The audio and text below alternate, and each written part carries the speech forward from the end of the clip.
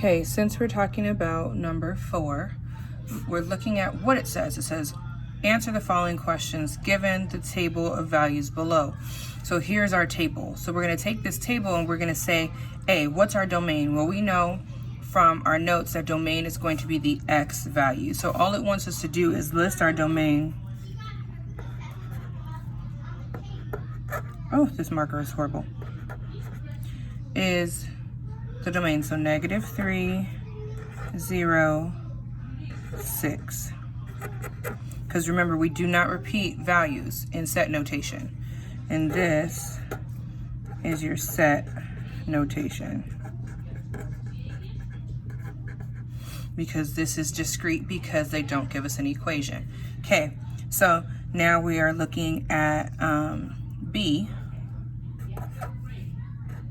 And for B, it says, what is the range value? So if we're looking at the range, we're also going to put this in set notations, and we know the range is equal to the y coordinate, or the y value.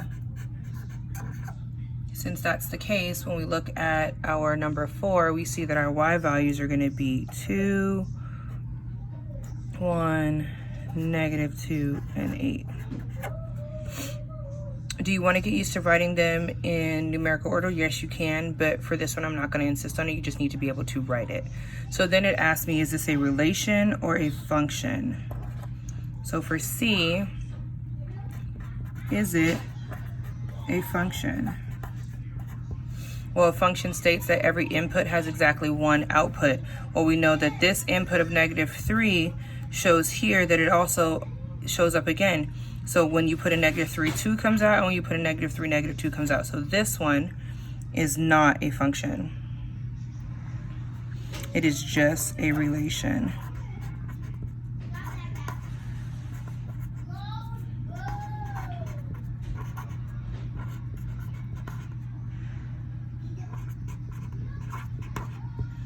Sorry, it's kind of choppy with me writing and moving around, but best I could do since my stand is not here. All right, so you're gonna follow that same example for the rest of the assignment.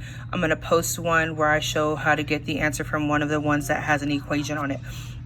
So check back to the discussion question. There should be your answer for number 4 from the walk around.